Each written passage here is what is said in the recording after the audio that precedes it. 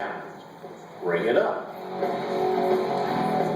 The game is played on a 12-foot square field. A team consists of 2 driver operators, a coach, and a robot. Each match is played with 4 randomly selected teams, 2 per alliance. Your alliance partner for one match may be your opponent for another. The playing element is a 4.75-inch diameter plastic ring that weighs a little under an ounce. There are 36 normal rings, 18 red and 18 blue. Each alliance also has 2 autonomous rings. And just to make things interesting, each alliance has 6 weighted rings which look identical to normal rings but weigh 3 times as much. In the middle of the field is the center floor goal and rack with 9 pegs per side in a 3x3 grid. And in 2 corners are the corner goals. There are 4 ring dispensers located on the field walls. Before each match, the normal and weighted rings are loaded into the ring dispensers in random order.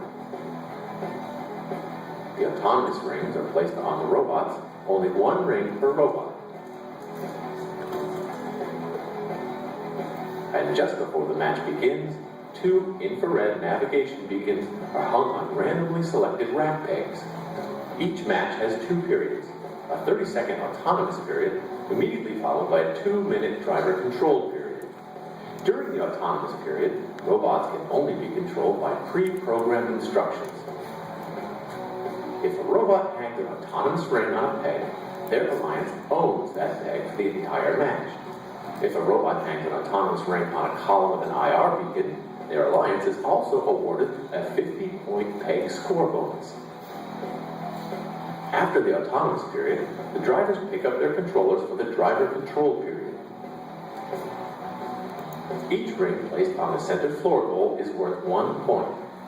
Rings hung on the rack pegs are worth 5, 10, or 15 points depending on the height. If your alliance has more rings on a peg than your opponent, you own that peg unless they have hung an autonomous ring on it. 3 consecutive owned pegs earns a line score bonus of 30 points. Each weighted ring hung on a corner goal earns a 20% multiplier bonus. The last 30 seconds of the driver control period is the end game. During this time, if a robot can lift an alliance partner robot at least 1 inch off the floor, they are awarded a 30-point lifting bonus. And the alliance earns 5 more bonus points for each additional inch the robot is lifted. The match is over, so let's add up the scores.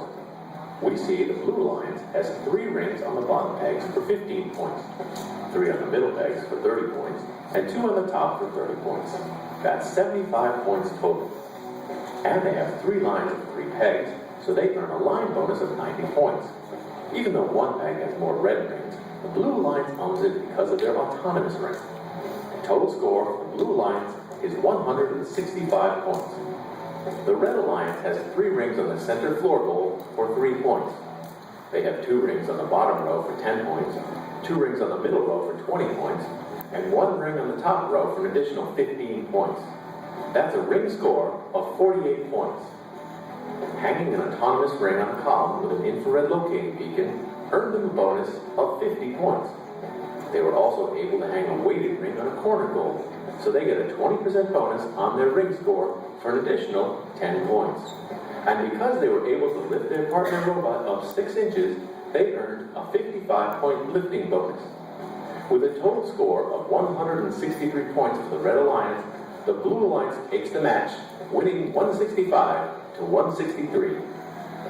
Please download and read the game manual for the complete rules, scoring details, and penalties.